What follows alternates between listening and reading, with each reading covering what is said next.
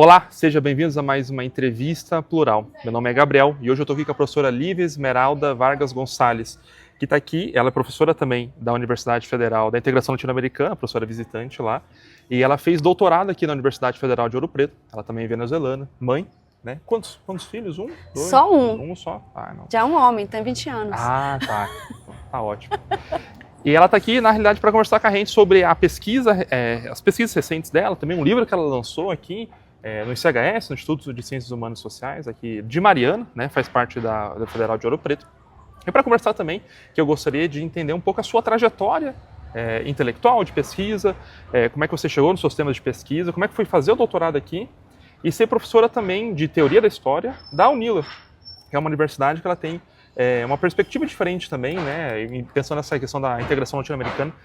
E além disso, assim, além dessa parte intelectual, quando a gente vai ver os seus trabalhos, o seu currículo, é muito interessante, assim, gente, é muito legal, tá? Eu sugiro, vai estar o link aqui do currículo da professora Lívia, é muita coisa diversa, então é editoração, é poesia, é arte, acho que tem muita relação com a ideia de entrevista plural, porque é muita pluralidade, então eu queria entender muito, assim, de você, como é que você chegou nisso, como é que é o seu trabalho, quando você chegou nas suas pesquisas, como é que pesquisar na Venezuela, vir para cá, ir para a UNILA e fazer toda essa parte de editoração, trabalho editorial, poesia. Pergunta longa, sim, mas... Para falar de tudo. É. Obrigada, Gabriel. Primeiro, a primeira coisa que eu queria fazer era agradecer pelo convite de entrevista com a Plural e além do agradecimento, eu queria ressaltar a coincidência, né? Eu sou uma pessoa que reivindica muito a potência das encruzas, das encruzilhadas, né? E esse encontro aqui com você, essa entrevista do Plural, significa muita coisa no sentido que nós dois temos caminhos, né? Idas e voltas semelhantes, né? Você veio para o FOP e eu saio da FOP para a UNILA, né? Você saiu da UNILA, veio para o FOP e eu estou na UNILA, mas saí daqui da UFOP, né? Então, acho uma coincidência muito linda e que ela também promove mesmo a possibilidade de trocar algumas ideias e experiências que só nós dois podemos trocar, né? Só você conhece a experiência da UNILA e está vivendo a experiência da UFOP e eu também, as duas, né? Por aí está a Tere também, que ela, a professora Teresa Speyer, né? Que também tem esses dois pontos, né? Esses dois portos acadêmicos tão queridos e tão importantes nas nossas trajetórias. Então, primeiro que eu queria ressaltar isso, agradecer que eu estou com você fazendo essa entrevista. E vamos começar pelo começo, será? Vamos ver. Eu gosto muito de contar a história, né? E essa é uma descoberta que surgiu aqui, no Brasil, né? Eu acho que eu sempre tive essa pulsão de contar a história, desde criança. Eu, desde criança, tive uma relação com a escrita muito importante, afetiva, sempre afetiva, com a escrita e com a leitura, desde criança. Mas ela foi tendo movimentos, né? Essa forma de escrever, ela passou por contos na infância, eu escrevia contos quando criança, contos de criança, né? Depois, no ensino médio também, eu continuei escrevendo e escrevia mais ou menos narrativa, e às vezes poesia, mas não era muito assim, não era muito não. E eu acabei abrindo mão da poesia quando eu estudava filosofia. Eu estudei filosofia na Universidade Central da Venezuela, que é a principal universidade do meu país, né? Uma universidade que tem já 303 anos. É muito legal isso, né? Porque quando o professor Alfredo, na outra entrevista, ele falando da UNAM, né? E ele falou que ele fez um curso de antropologia numa universidade jovem, de 70 anos. Aí eu paro e penso, tá, 70 anos é quase o tempo das universidades no Brasil. Só que a gente esquece que na América Latina, tirando o Brasil, as universidades são muito mais antigas, né? Antigas. Então 300 anos é muito tempo, né? É muito tempo. E não é das mais antigas da América Latina, né? Tem mais antigas. Tem mais antigas. E bom, é uma universidade que tem toda uma história, toda uma trajetória, da qual eu fui uma herdeira privilegiada, sim. Então, eu fiz filosofia lá, e quando eu estudei filosofia, só para encerrar o parêntese porque eu não eu renunciei à possibilidade de escrever poesia naquela época, eu estudava com um senhor que era muito amigo meu. Era uma menina, 19, 20 anos, mas boêmia. Então, um dos meus companheiros da turma era um senhor que foi prêmio de literatura na Venezuela, um escritor importante na Venezuela, mas um queridíssimo. E ele tinha a idade do meu pai e era a xará do meu pai também, ele chamava Humberto. E a gente saía e eu mostrava as coisas que eu escrevia para ele. E uma vez eu escrevi um poema e eu mostrei. E ele falou: Olívia, posso te dizer uma coisa? Continua na narrativa. Aí com isso ele falou tudo. Eu senti que poesia não rola em você, né? E eu parei de escrever poesia, mais nunca, até chegar aqui no Brasil. Mas voltando na trajetória em filosofia, quando eu estudei filosofia, eu fui dessa geração que recebeu a derrota, né? A grande derrota, essa que está representada historiograficamente no ano 1979, né? As derrotas dessas postas revolucionárias de esquerda. Eu venho de uma família de tradição marxista, né? Cresci com isso, e eu estudo filosofia e ninguém queria estudar essa tradição. De fato, na minha universidade, houve toda uma política de tirar o Marx dos cursos, né?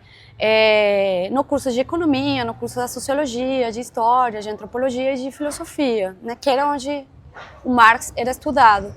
Então, eu estava nessa interseção, né? Em que o pensamento e a tradição marxista estava sendo barrada, e eu manter essa minha herança pela importância, sim, a importância que eu via e sempre vi em não me resignar diante da ordem estabelecida e das relações desiguais, relações sociais desiguais em que o mundo, né, opera.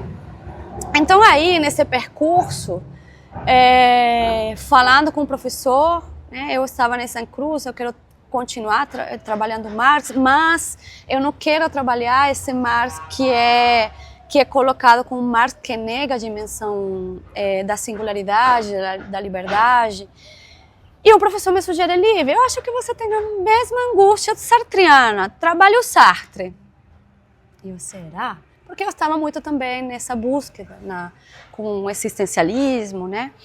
E eu acabei trabalhando Jean-Paul Sartre.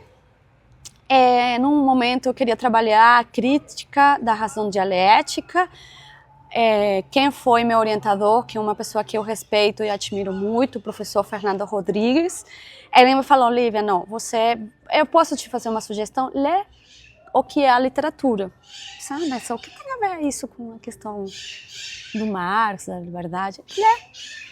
E acabou sendo meu TCC, minha pesquisa foi sobre a relação que o Sartre apresentava entre liberdade e historicidade nessa arguição, né, ou esse debate que ele estava colocando sobre a literatura engajada no momento em que o mundo se debatia entre denunciar, né, um triunfalismo que denunciava a ordem estabelecida e uma aposta da arte pela arte, né? Esse foi um livro escrito em 1948, né?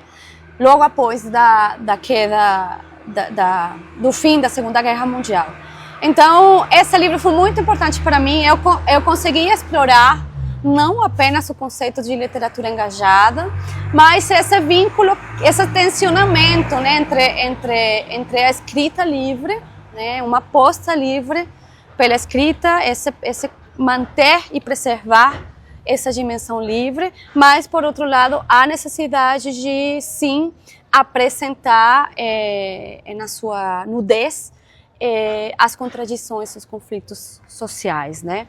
E aí eu comecei também a entrar na questão da história, né? Enquanto problema filosófico do tempo histórico. Aí no mestrado, eu comecei a trabalhar em uma editora que se chama El Perro y la Rana, né? Eu precisava de trabalho, né? E nasceu meu filho. E eu era responsável da coleção de filosofia dessa editora. É uma editora nova. E chegou um professor, filósofo venezuelano, ele estava voltando de Paris 8 e ele chega com uma proposta de vários títulos, né? De vários professores de Paris 8, de Saint-Denis. E entre eles estava o Daniel Ben-Said. Naquela época eu estava começando a militar com o trotskismo.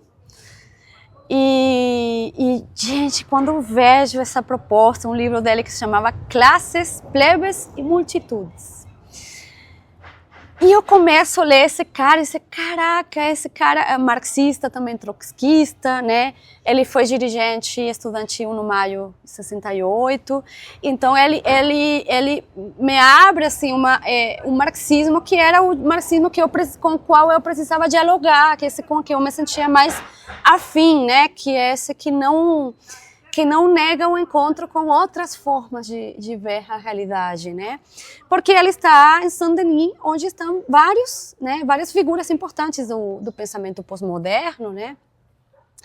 E ele oferece outra leitura do Marx, nesse mundo contemporâneo, e ele propõe um Marx aberto, não teleológico. Não ortodoxo, né? Provavelmente. No entanto, eu acho que é muito mais clássico, porque ele vai direto ao Marx mesmo, além das leituras estruturalistas, que elas quase que selaram só uma forma de ler o Marx. A leitura estruturalista pensando ali com Althusser. Claro, né? E essa cisão que cria Althusser como a única leitura possível do Marx, né? Entre um Marx científico e um Marx especulativo, metafísico, o mais jovem, o mais velho.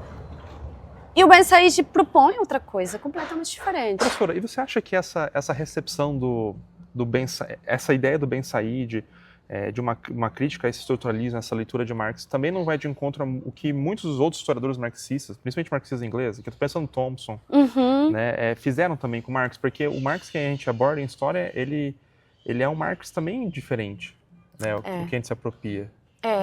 Então, eu, por exemplo, minha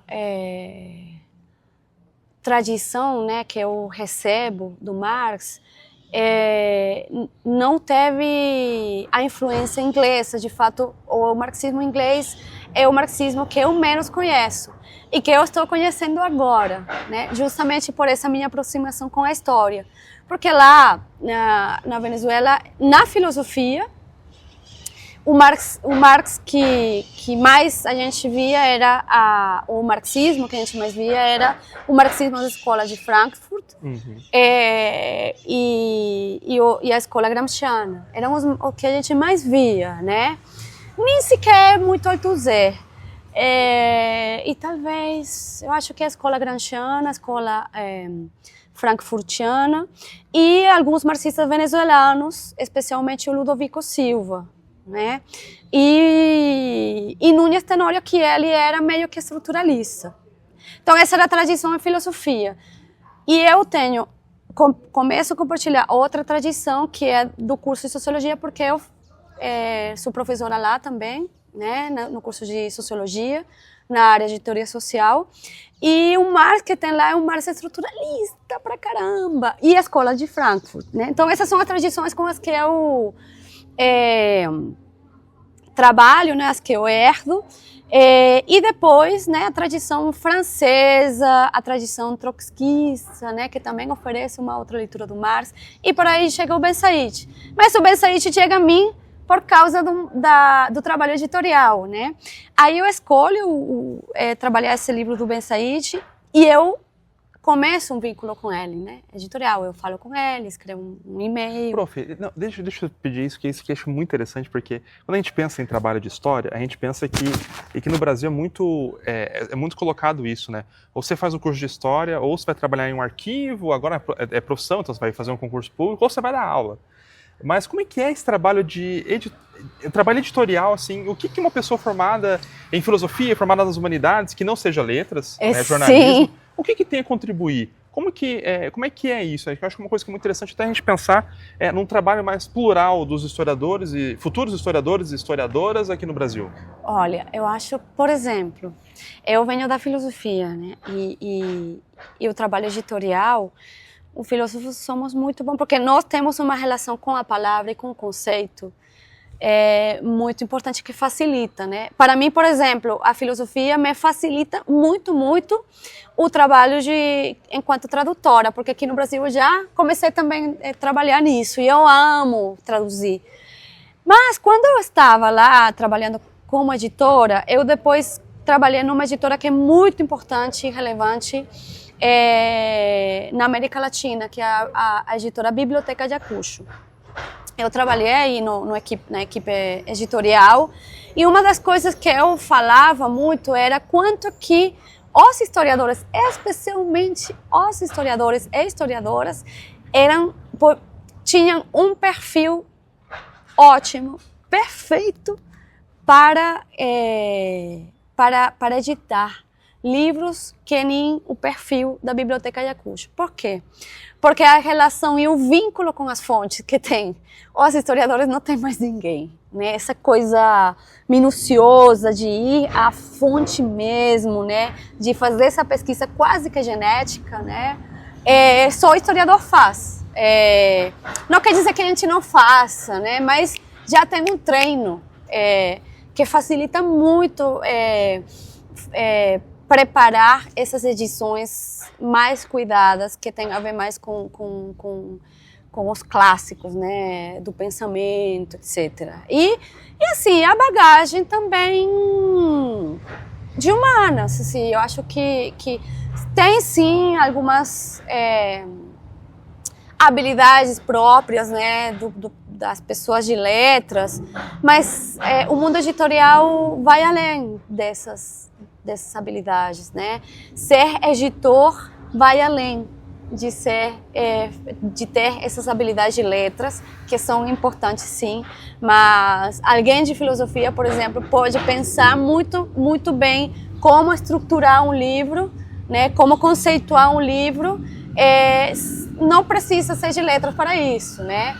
Olha, não estou desmerecendo nem um pouco a importância das letras, da formação em letras, mas eu acho que que essas fronteiras às vezes nem precisam ser tão marcadas, né? Eu acho que é uma coisa que também eu sinto muito aqui no Brasil, né? Que são bem mais rígidos nessas fronteiras disciplinares do que em outros países, né? Por exemplo, na Venezuela não é assim, né? Há mais diálogo, há mais oscilação entre as disciplinas. E aqui é muito rígido, e às vezes isso impede um pouco a abordagem, sejam práticas, né, editoriais, sejam de pesquisa, em que esses diálogos são possíveis, né, esses encontros, se abrir um pouco mais a questão disciplinar. Mas os historiadores, com certeza, são ótimos ótimas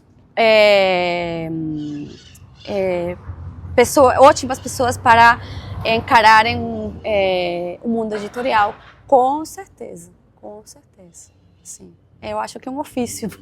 É interessante, né, que você teve contato com um pensador que é importante, né, nos seus estudos através do trabalho editorial. Editorial, né? E foi aí, assim, ele foi uma pessoa muito querida, muito respeitosa com ele. Eu também, que eu sou muito, né, eu sou muito, como falar na Venezuela, você é muito amigueira, né, eu faço eu me conecto muito rápido, né? E com ele houve também essa afinidade política, né? Pela questão do trotskismo e da filosofia. Uhum.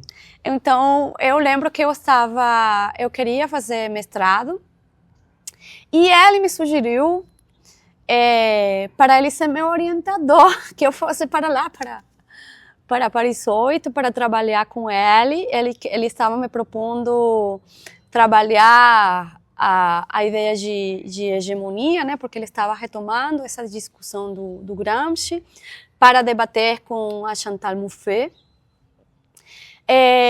Só que eu não tinha condições, eu era mãe, né? Eu tinha um filho de 2 anos na época, agora ele tem 20, mas naquela época ele tinha 2. Eu trabalhava e não tinha condições para viajar. E ele me propôs, bom, vamos fazer convênio, né? Uhum. Paris 8, a universidade de você.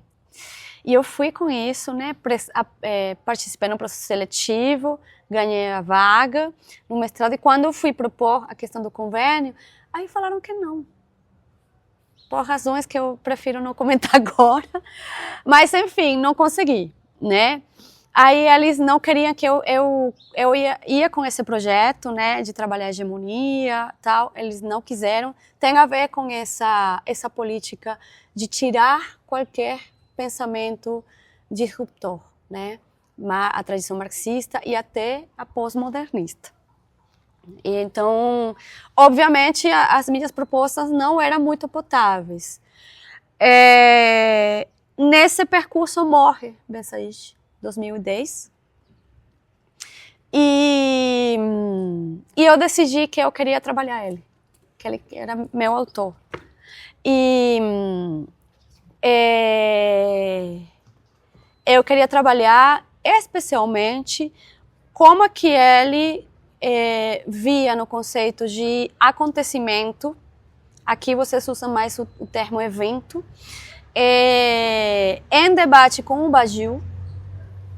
Com Alain Badiou, né? Com Alain Badiou, né? Ele historiciza o conceito de evento, tentando não apagar a dimensão disruptiva imprevista do evento. No entanto, fazendo um entremeado nessa elaboração que ele está propondo, com a leitura que ele faz da concepção materialista da história do Marx, que é lindíssima, porque ele faz uma outra proposta e ele encontra no Marx não um porta-voz mais, ou um filho mais da concepção moderna da história, que é teleológica, que é optimista, que está ancorada na ideia de progresso. Isso é uma das coisas que a gente vê na realidade, né? Até um pouco. Bom, aí são interpretações do próprio Hayden White, né? Que a ideia, o Marx, ele está ligado a essa concepção, a essa ideia moderna de progresso, de evolução, muito ainda do iluminismo, né? Então, muito interessante isso que você falou. E o Ben Said coloca outro Marx. Não é que ele está inventando Marx, não é que ele está colocando em Marx conceitos e ideias que não são do Marx. Não, ele vai, é por isso que eu falo que ele é mais ortodoxo e ele é mais clássico, porque ele vai ao Marx, direto, né? E ele encontra no Marx um grande crítico da lógica histórica. Ele fala assim, o Marx é um crítico da lógica e da grande historiografia, né? Da lógica historiográfica ou da história, né? O Marx, que é crítico da teleologia e da ideia do progresso. Por quê? E ele toma algumas, né? Ele traça um roteiro, que eu me ancoro muito nesse roteiro, e eu incorporo mais um pouco, né? Em que essa fronteira, essa cisão que criou o Althusser, ela se desfaz, né? E como, por exemplo, na ideologia alemã, já você encontra críticas a essa ideia teleológica e optimista do comunismo como resultado de um trânsito histórico que vai além dos processos, E a né? ideologia alemã talvez seja um dos livros que eu recomendo que, se você pesquisa a teoria da história, acho que pra gente da área de teoria da história, é um dos mais importantes do Marx. Dos mais importantes, né? E aí você encontra, por exemplo, porque ele faz algumas advertências que, por exemplo, meus colegas da escola de colonial, né, modernidade e colonialidade, que impugnam muito Marx e até os pós-modernos também, que esquecem essa advertência que Marx faz quando ele vai caracterizando o processo de desenvolvimento histórico, né, desses grandes momentos, né, do comunismo primitivo, da escravidão. Ele fala, né, de formas de produção, ele organiza o desenvolvimento histórico nessas grandes formas de produção que são determinantes, né, nos processos históricos. Mas ele faz essa advertência, isso aqui é uma análise e é uma leitura do processo histórico da Europa, né? Ele mesmo reconhece e fala que ele não está falando do desenvolvimento histórico global, como se fosse um movimento da história metafísico, tudo o contrário. Não, isso aqui é uma historicidade mesmo concreta que responde à historicidade da Europa. Né? Isso é uma das críticas que fazem muito a Marx, né? Que o Marx ele era muito eurocêntrico. Né? Também tem isso, né? E saíram bons livros de Marx pensando outras coisas, né? Obviamente, se Marx fosse eurocêntrico, não teria nenhum problema, porque ele viveu na Europa, né? Então, ter uma visão eurocêntrica, óbvio, né? Mas, porque algumas críticas que são feitas a Marx também são bem exageradas. Hoje tem livros, por exemplo, Marx Selvagem, que vai pensar o Marx em outros lugares, né? Eu acho que é muito interessante, porque você também faz um pouco disso na sua tese, nas suas pesquisas, no seu livro também, né? Que a gente vai conversar ainda dele aqui, que é pensar um pouco, a partir dessas lógicas, outros espaços. Exatamente. Né? Exatamente. Por exemplo, eu acho que isso que você comentou é muito importante até para entender que tanto os pensamentos quanto os pensadores temos tensionamentos, né? Então eu acho que há uma cultura da qual a gente também, né, não está isenta de reproduzir, de purificar, né, os pensamentos e os pensadores e não entender os tensionamentos que fazem parte de qualquer vida humana, né, e qualquer atividade humana. Então, sim, vai falar o Marx eurocêntrico, o que significa esse eurocentrismo no Marx, né?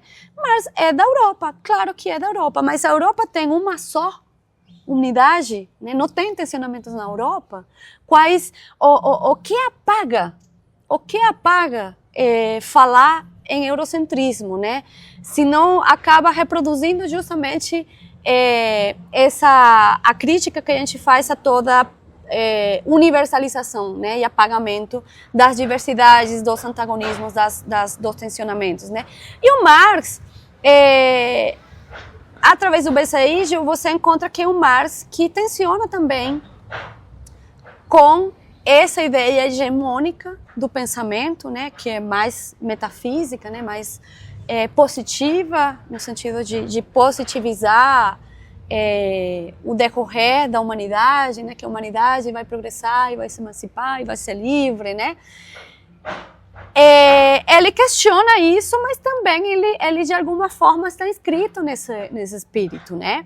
E assim como ele faz essa advertência, né, de que ele localiza coisas que pouquíssimos autores fazem, ele localiza essa narrativa, essa historiografia do desenvolvimento histórico na Europa, mas também ele tem alguns textos que coloca a América Latina, às vezes, nessa linha progressiva. Isso também acontece no Marx, né? Esses tensionamentos acontecem, mas também você tem um Marx que é na acumulação primitiva, né? Nesse texto, esse capítulo do Capital, ele justamente aí, ele mostra como é que a história não tem um percurso além dos tensionamentos próprios da humanidade, ou das sociedades humanas, não da humanidade, das sociedades humanas, e ele coloca como é que o capital, né, o capitalismo enquanto forma social hegemônica, né, global, globalizada, ele é produto de coincidências, né? De acasos. E aí está outro Marx. Aí você encontra uma concepção da história outra do Marx. Trabalha né? uma ideia de que é cara a gente, né, de contingência, né? É contingência, é acaso, né? É aleatório também. O aleatório, assim, se não tivesse confluído a chegada dos espanhóis nas Américas com o desenvolvimento industrial, que é favorecido pelo desenvolvimento da técnica na Alemanha, se não tivesse coincidido também com essas pugnas entre a nova burguesia e os camponeses, se isso tudo não coincide, não há desenvolvimento do capital, né? O capitalismo não é uma derivação inerente do feudalismo, né? Que é um pouco a leitura do Hegel. Não tem nada a ver. Tem a ver, sim, há condicionamentos históricos, não tem assim. Isso não surgiu do nada, mas também surgiu do nada. Tem coisas que a gente controla, que não controla? Tem coisas que o tempo imprime na gente, tem coisas que a gente pode mexer, né? Tem agência, né? E tem eventos, né? Que é essa confluência aleatória que faz com que sejam possíveis, se abram possibilidades outras, né?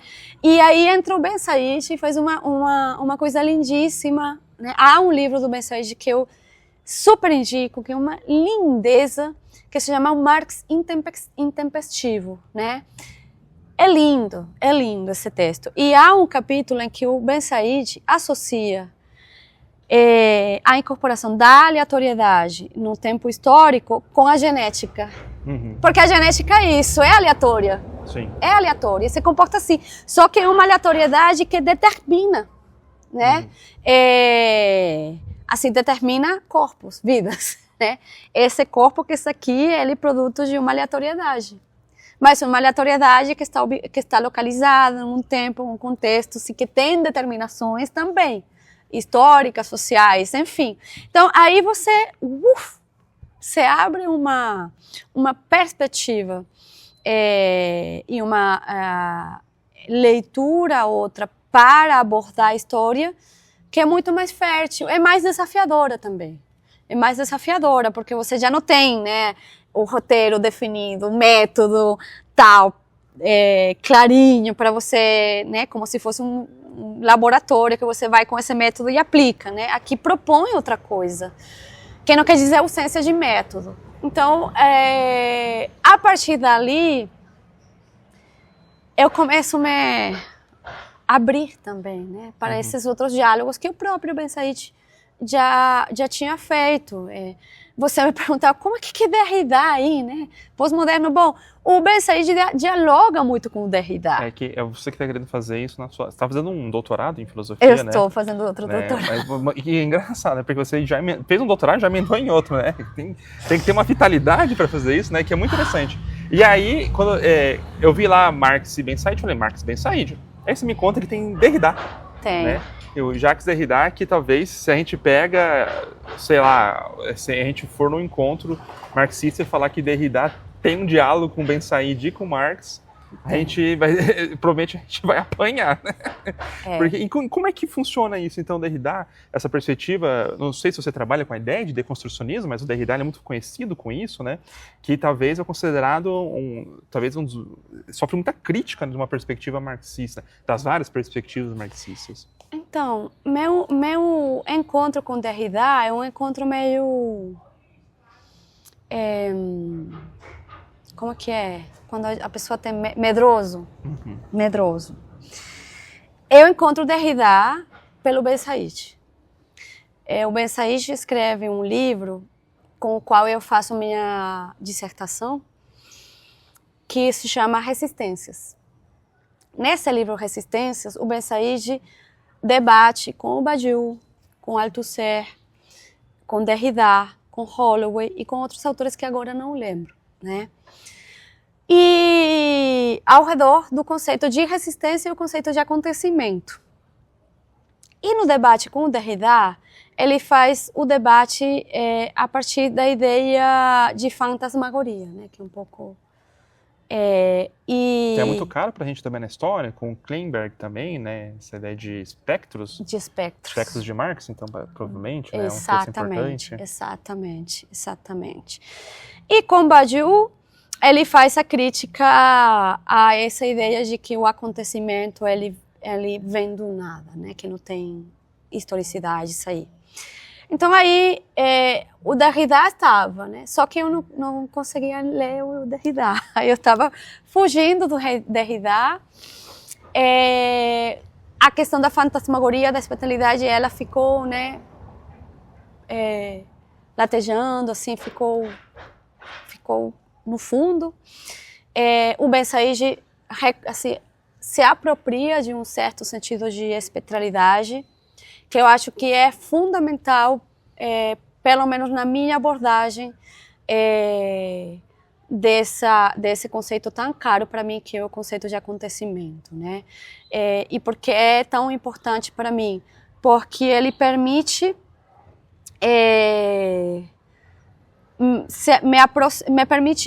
permite eu me aproximar daquelas forças telúricas, invisíveis, insuspeitas, que elas coabitam com a estrutura, mas elas não são visíveis na estrutura e que elas explodem, né? O evento é uma explosão que abre uma miríada de novas possibilidades, mas entre elas, entre essa explosão também emergem espectralidades, né? Emergem tradições, né? E de fato emergem tradições, né?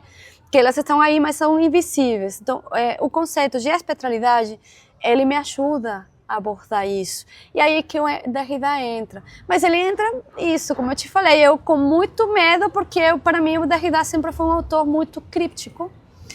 Eu nunca conseguia entender ele. Se eu começava a ler uma coisa, eu não estou entendendo, vou falar até palavrão, porra nenhuma, desculpa. E eu fugia muito dele.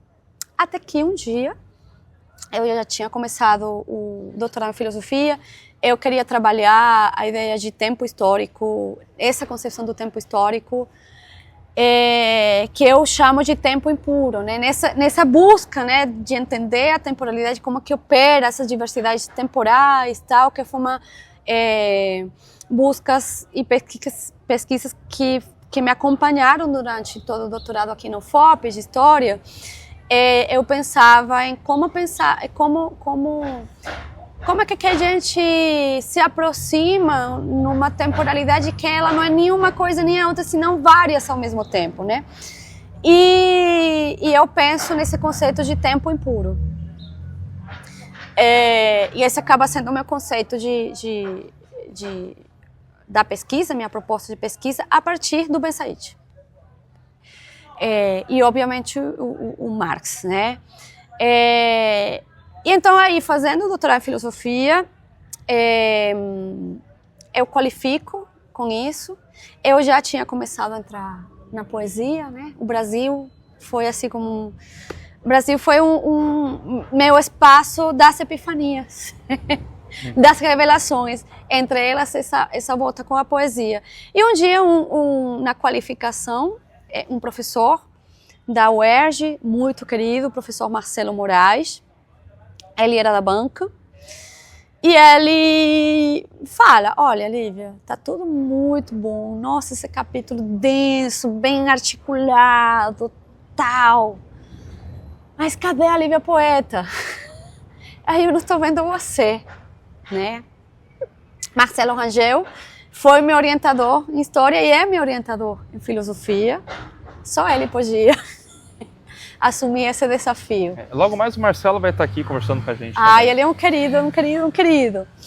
E então aí ele joga essa bola aí, né? E minha tese acaba virando por completo, porque eu apresentei, né? Falei um pouco de uma visita no meu país, falei de da festa do São João, que é uma festa negra, né? Através do São João, que é uma figura da religiosidade católica, né? E como que isso é uma festa negra. Então, como que esse momento é um evento também, né? Em que uma ancestralidade não se atualiza, né?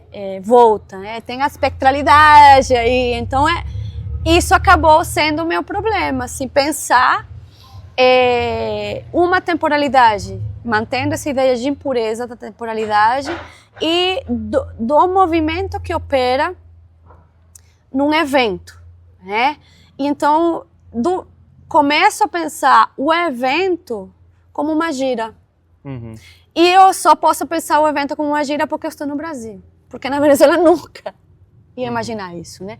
E o que é uma gira, né? Um encontro. A gente vai a um encontro, né? Mas você não sabe o que vai acontecer nesse encontro. E quais são os fantasmas, os espectros que vão aparecer aí. É uma festa, é uma concorrência, né? É um convite para uma festa em que todo mundo está convidado, mas que tem alguns rituais e que você não sabe quem vai chegar, né? Então, aí a espiritualidade começa a ter mais força e a proposta da banca nessa qualificação foi eu me jogar numa aventura de fazer uma autoficção. Eu não sei o que fazer, assim, eu estou tentando fazer, né?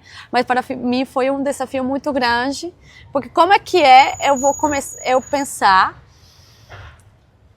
filosoficamente, não a partir de um autor que é a tradição, é a forma como eu aprendi a fazer filosofia, senão fazer da própria experiência da minha vida enquanto migrante, tornar isso um problema filosófico. É uma viragem muito, muito forte. E, aliás, além disso, me jogar numa forma de escrita que acompanha esse movimento, né? Uma escrita ficcional, mas filosófica. Que vai ser bem interessante, né? Ter essas Nem sei como noções, que isso vai né? chegar, ele vai chegar a um lugar. Tem que chegar, porque eu tenho que entregar logo. Mas foi um desafio e tanto. E aí esse professor Marcelo Moraes, um dia, a gente estava falando, depois, eu acho que antes ou depois da qualificação, e eu vi um status dele no WhatsApp, um trecho aí, eu falei, caraca, que interessante, então, quem é o ator? Ele falou, Derrida. Derrida? Gente, eu falei, olha, eu não consigo ler Derrida, eu acho que eu não consigo. E ele fez uma sugestão maravilhosa. Ele falou, Lívia, quando você for encarar o Derrida, você suspende a Lívia filósofa, você suspende a Lívia historiadora e você vai invocar a Lívia poeta. Aí eu acho que você vai começar. E de fato, foi. Assim, não quer dizer que não seja ainda complexo para mim me encontrar com o Derrida, mas eu consigo falar com ele, né? Escutar um pouco ele. E ele tem me aberto muitas possibilidades de fazer essa exploração da espectralidade, né? Dessa fantasmagoria que habita e acompanha a vida, os processos, etc., né? E que ela não é... Ela foge de qualquer tentativa de apressar, né? Então, reconhecer e me dispor para reconhecer essa espectralidade está sendo muito importante na minha trajetória de pesquisa e de vida também, de escrita, etc. Então, aí é que entra o Derrida. Uhum. E eu acho assim que Derrida, ainda mais essa questão de espectralidade, tem tudo a ver com Marx. A gente tem a frase famosa do Marx, né? O espectro ronda a Europa. Nossa, mais espectro que isso é impossível, né? Total. E até mesmo com Benjamin, né? Que você também está usando o Walter Benjamin, acho que tem a ver um espectro ali com ele, ainda mais um espectro provavelmente melancólico, pessimista, né? Eu acho que assim, tem tudo... Quando sair as pesquisas, você volta aqui com a gente para conversar sobre isso. Mas eu queria conversar agora do seu livro que você lançou ontem, né, sexta-feira, aqui em Mariana, El dia que el cero barró já não era carnaval, contando contos do Sacudón na Venezuela em 1989. Aqui, perdão meu espanhol, às vezes a língua assim, ela não funciona aqui comigo para ler, mas eu fiquei muito interessante porque, pelo que eu entendi do livro, ele é uma interpretação sobre um evento importante, né, que é o Sacudón na Venezuela. Acho que eu gostaria de que você falasse um pouco aqui pra gente sobre isso. E ele acontece num ano que pra gente em história, em filosofia, é um ano assim maldito, porque é um ano que acaba a história, né? É isso, É um né? ano que acaba todas as experiências possíveis. A gente sabe que é mentira, né? Porque para os europeus o ano de 89 acabou com a possibilidade de uma revolução, né? De uma outra utopia. Mas para a gente aqui no Brasil, em 89, a gente estava começando um processo democrático. Exatamente. Então, o nosso estava começando aqui, né? Exatamente. Saindo de uma ditadura. É. Então eu queria te entender um pouco mais desse livro aqui. E por sinal ficou lindo, tá? Eu achei essa capa dele aqui pra gente falar. E o papel também, o papel é lindo, tá, gente? Vamos falar aqui um pouco de editoração, é lindo o papel. Para ler assim, parece bem gostoso, a diagramação dele tá bem legal. Então, eu queria que você falasse um pouco mais desse livro aqui pra gente. Claro. Então, eu vou começar pela editoração, né? Que eu, enquanto editora, também consigo ver o livro enquanto objeto, né? E a primeira coisa que eu quero falar é que a editora Autografia fez um trabalho incrível, né?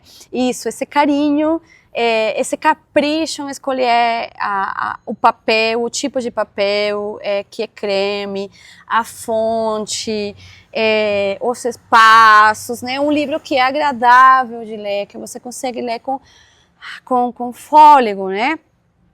É muito bonito. E segundo, o cuidado que eles tiveram em preservar algumas marcas singulares que eu usei nesse manuscrito. Porque esse manuscrito aqui é parte da minha tese doutoral, né? Que é a parte das crônicas. Eu vou falar um pouquinho disso, mas antes disso eu queria encerrar um pouco essa coisa da editora, porque aqui há partes em que minha escrita ela se tece com as vozes das testemunhas que são da Venezuela, né?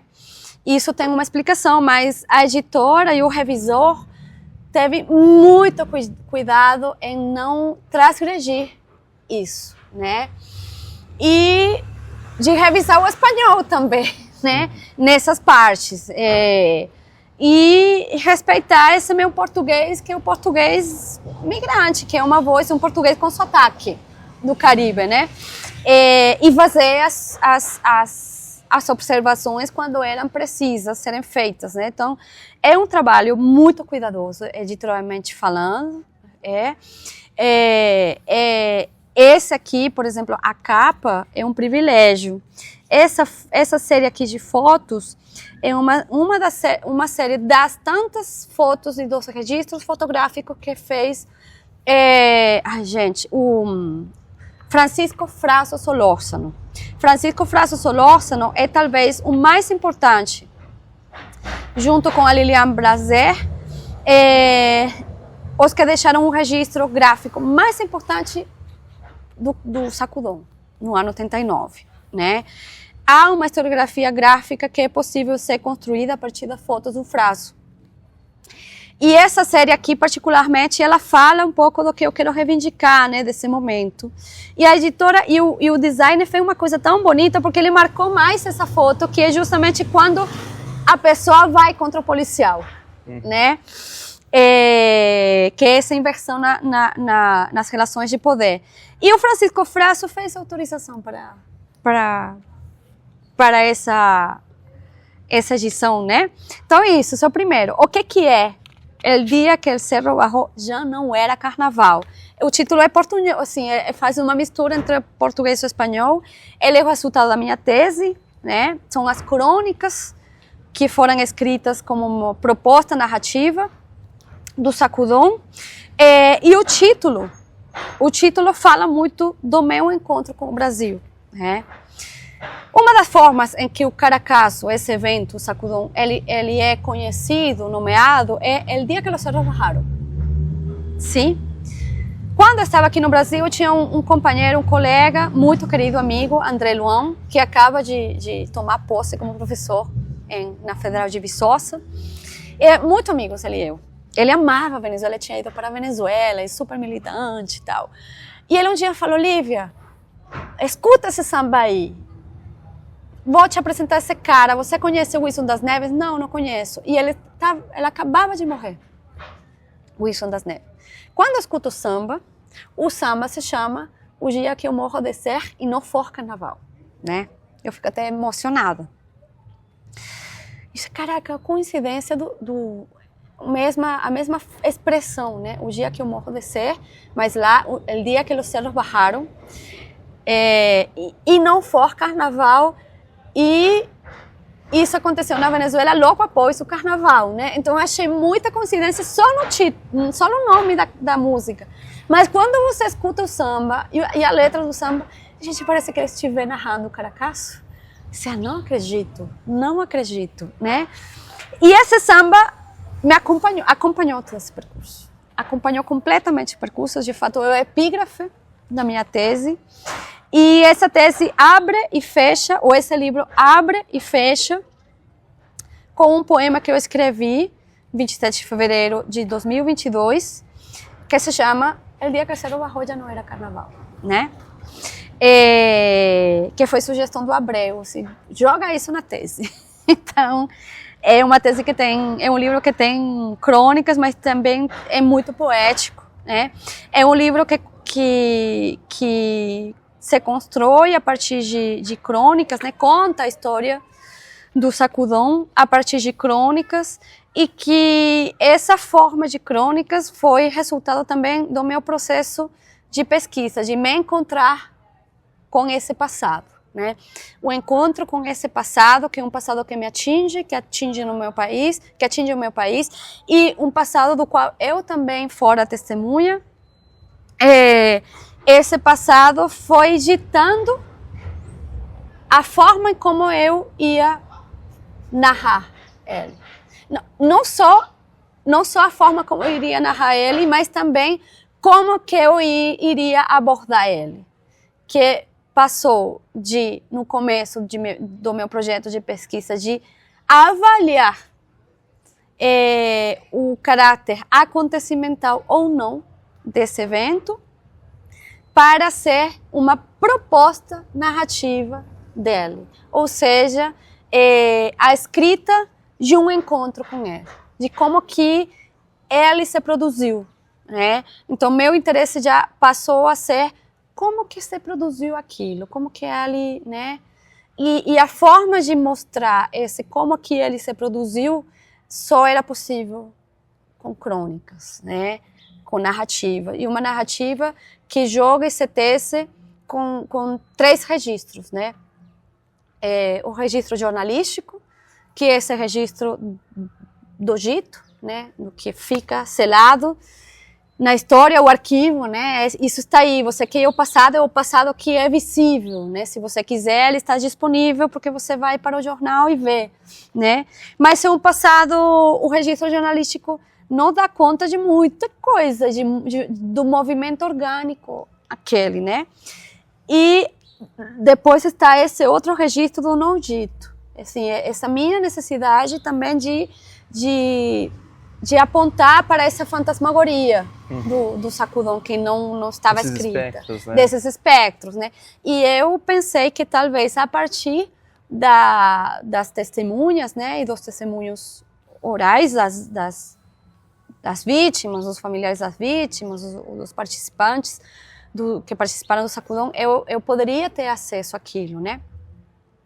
E o registro biográfico, né, que também faz parte. E eu faço a questão também de colocar, né, porque muitas das vezes tem essa perspectiva hegemônica de fazer pesquisa acadêmica na qual quem pesquisa se apaga, né, tem que renunciar a seu lugar e a sua participação na pesquisa, né? Mas é um apagamento meio que fake. A gente nunca consegue, né? Porque de fato, quem fala que é neutral, não é neutral, sempre está aí envolvido. Até a forma de escrever neutral é uma forma eu acho que até perversa, assim, mentira, você está aí.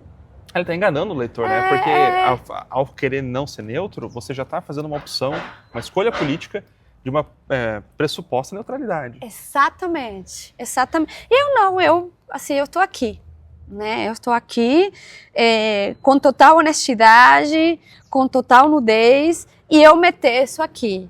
E essas crônicas, né, vocês vão ler, são crônicas longas, né, elas vão narrando, elas passam por 5 momentos, que são os momentos que eu acho em que o acontecimento, né, ele se produz. Então, não são crônicas que estão construídas sob uma narrativa linear, senão que elas se constroem a partir de uma narrativa afetiva, ou sentimental, ou pulsional. Eu acho que essa é a palavra, né? E de momentos, né, que concorrem, né? Eu encontro que no Sacudón é uma constelação de malestares, de processos e de lutas que conjugam, né, no acontecimento, esse cruz, esse instante em que várias coisas que não estavam previstas para se encontrarem, se encontram e geram aquela explosão, né? O conceito de encruza também é importante também na minha pesquisa, né? Como a encruza é, né, um potencia. E aqui as crônicas tentam acompanhar esses movimentos dessas encruzas, os elementos que se cruzam no Sacudón, né? Alguns dos momentos que foram os que chegaram até mim, né? Com certeza deve ter outros tantos.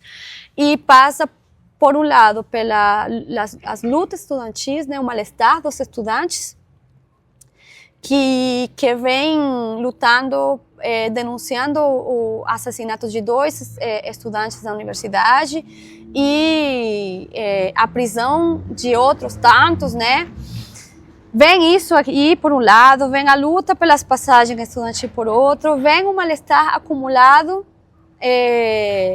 pelo aumento especulativo exacerbado dos alimentos e vem da viragem do novo governo de Carlos Andrés Pérez, que era uma viragem de um país social-democrata, de um regime democrático, liderado pela social-democracia fundamentalmente, com um regime pretensamente de estado de bem-estar, né, econômico, para uma viragem neoliberal.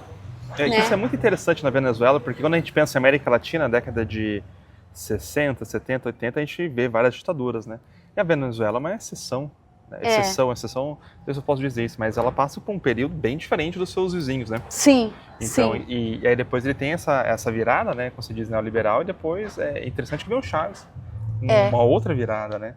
Que o Chávez é filho disso aqui. O Chávez é filho do Sacudón. Por quê?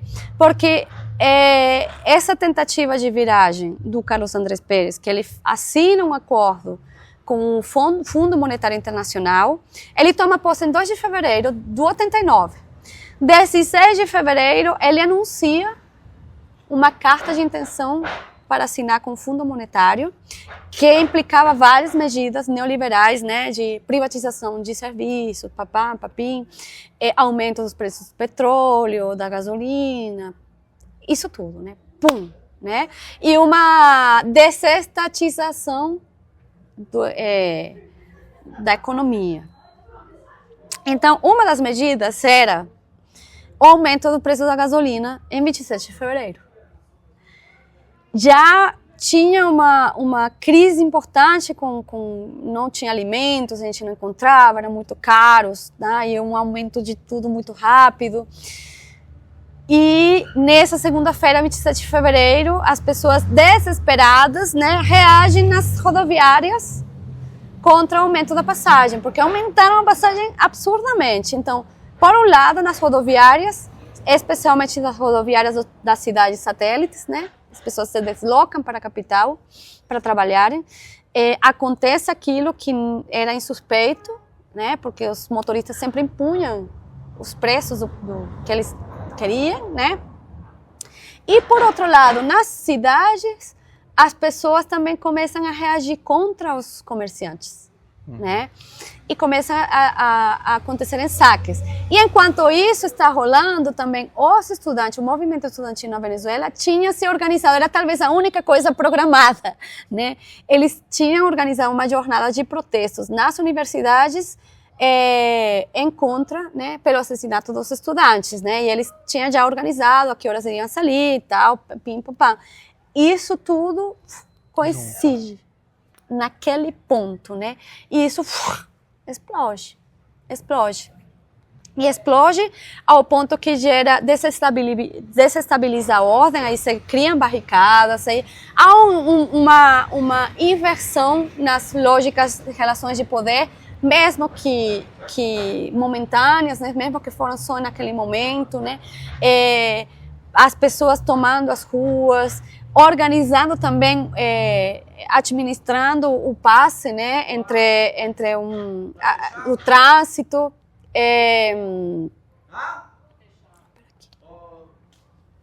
Hoje não.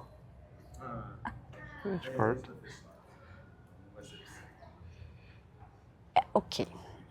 Peraí, voltamos. Então, por exemplo, aconteciam coisas como que uma favela trancou uma rodovia na cidade e o militar queria passar, porque eles são assim, né? Os militares, eu tenho poder, daí que eu vou passar por cima. E ele não conseguiu passar porque a comunidade que trancou e fez uma barricada, as pessoas que estavam na barricada fizeram uma assembleia para decidirem se davam passo ou não ao militar e decidiram que não. Né? Foi uma experiência bem popular, então. Foi massiva, foi nacional, por isso que eu não chamo de Caracas, não de sacudão, porque Caracas só reduz o evento a Caracas. Isso aconteceu no país todo. Mas como que eu posso dar conta dessa inversão nas lógicas de poder? Eu não ia encontrar isso no jornal. Eu tinha que ir para as testemunhas. Né? Essas dinâmicas de outras formas de como é que isso se produziu, como é que isso foi uma avalanche, o que gerou, que coisas, né, que pulsões, o que fez uma pessoa que nunca participou num protesto, que até criticava os protestos, se jogar. Então foi pensar também os afetos que mobilizaram? Os afetos, claro. E aí, então, também é uma conjunção, é uma constelação afetiva, né? Aí participa a raiva, aí participa a algazarra, né? A alegria. Que eu penso, assim, muito que às vezes a gente vai tentar sempre, e eu acho que isso é um erro quando a gente faz pesquisa histórica, sociológica, sempre buscar muita racionalidade, né? Mas acho que a maioria das coisas que a gente faz na nossa vida é por afeto. É por afetos. E de fato isso foi o que aconteceu. Pessoas, por exemplo, que começaram, o que estava acontecendo começou a ser divulgado pela rádio e tal. E então pessoas começaram a se sentir empolgadas, assim, caralho, eu também, assim, como com força, com ânimo, sem medo, perderam o medo, né? Então, foi muito afetivo. Ou também rapazes, né, da adolescência, que sente que estão, né? Uma sorte de libertação. E depois o medo, né? O horror, que foi o que aconteceu o dia seguinte, 28 pela tarde, que já tinha muita repressão. Essa repressão não conseguia conter o que estava, né, aquela avalanche popular, e o governo decide suspender as garantias constitucionais e fazer toque de recolher. E foi horror, a partir das 4 horas. Aí foi horror, né, um massacre. Que a última com que encerra, a última crônica com que encerra o livro, e que fala um pouco de tudo que o trauma que ficou, né? Enfim. Prof, eu fico pensando assim, esses momentos isso é um pouco, acho que a professora Luísa Halter também trabalha, né?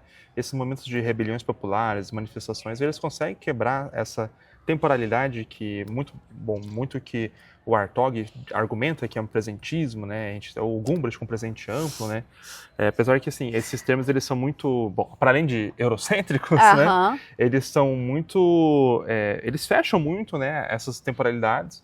E aí até que a crítica do atualismo, do professor Matheus Pereira, do professor Valdei Lopes de Araújo criticam isso, né? Mas acho que me parece muito ser também o que a Luísa Halter está teorizando, né? Que esses espaços onde a população consegue se revoltar, acessar as ruas, tudo, são possibilidades de gerar esperança, né? De pensar no futuro, pensar no passado. O que você acha disso? Você falou tudo agora. porque esse meu caminho nessa travessia pelo acontecimento tem seu motivo fundamental nisso que você falou.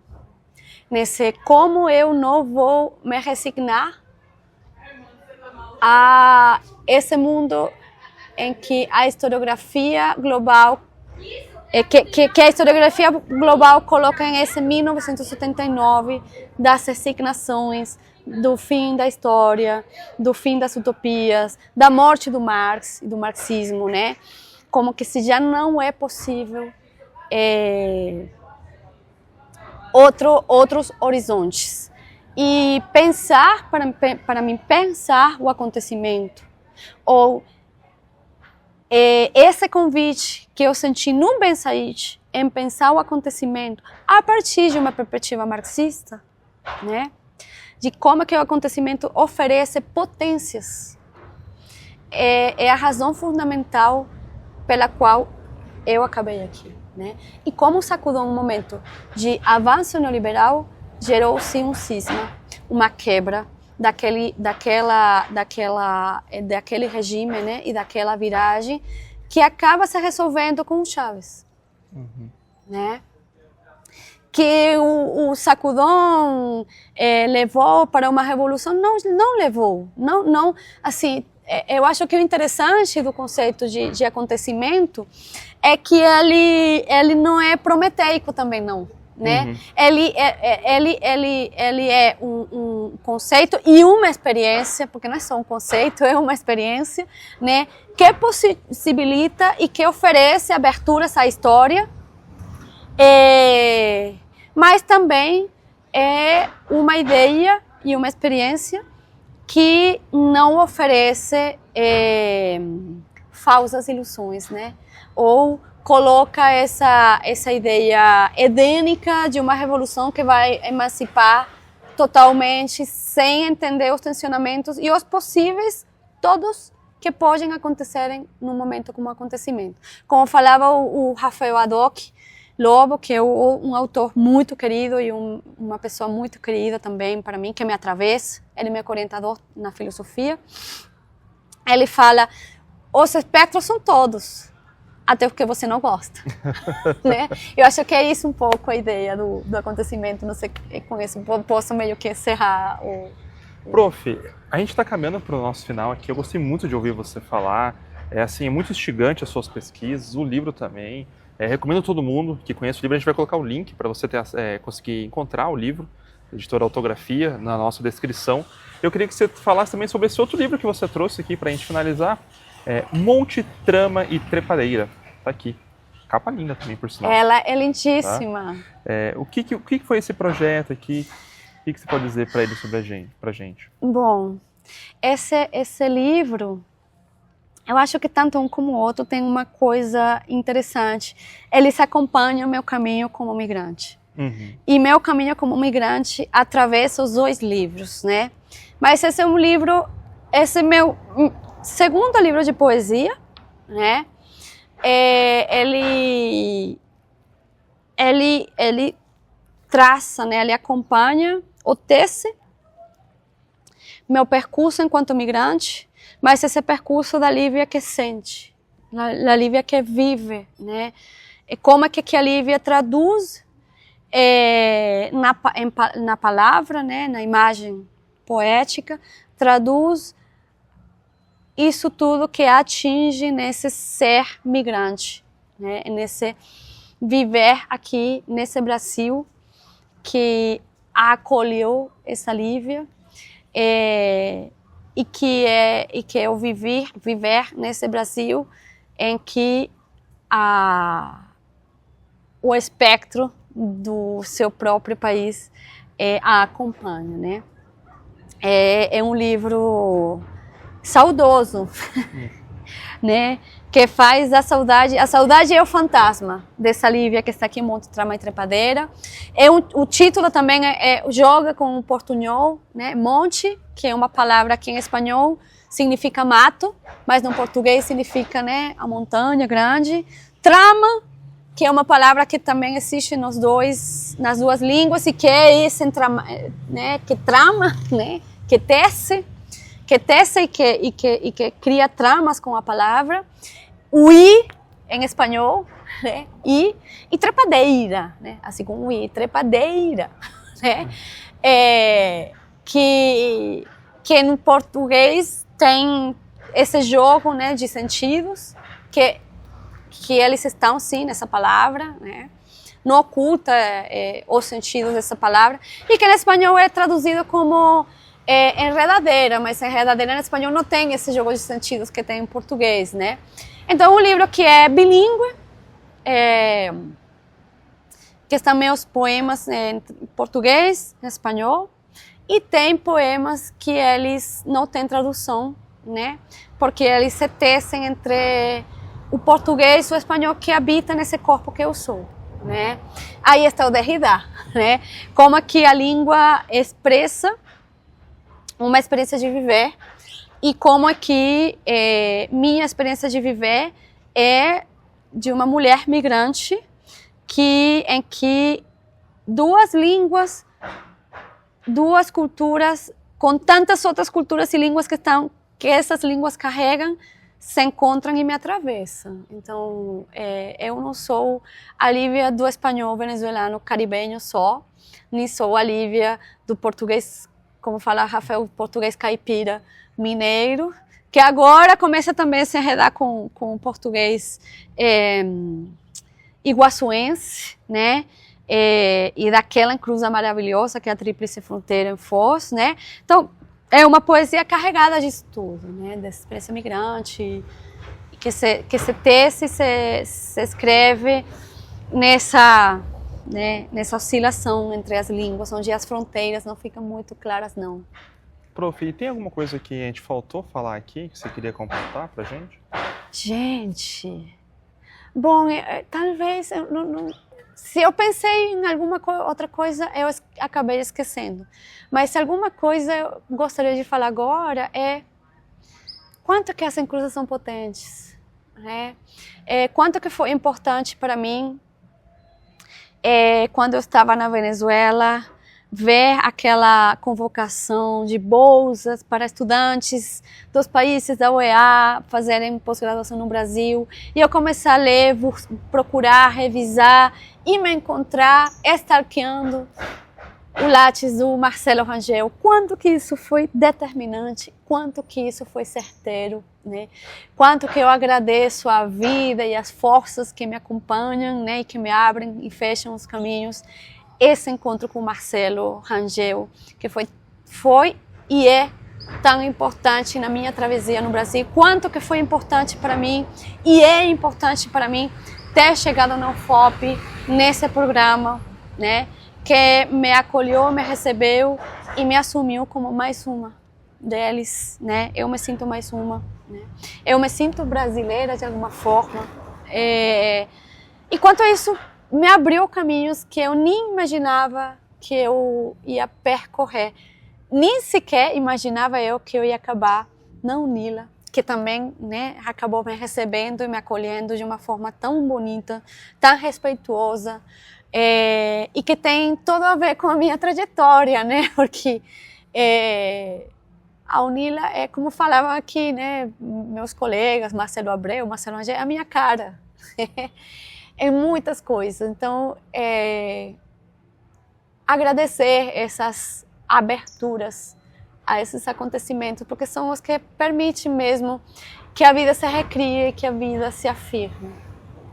Professora, muito obrigado por ter cedido a sua conversa aqui. Fico muito feliz, mas foi ótimo.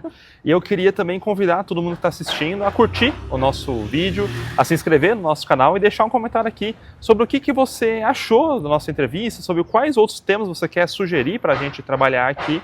Então deixe um comentário. Professora, de novo, muito obrigado por ter vindo aqui. Muito obrigada, Gabriel. Foi um prazer mesmo, assim, foi uma entrevista ótima. Até mais, gente.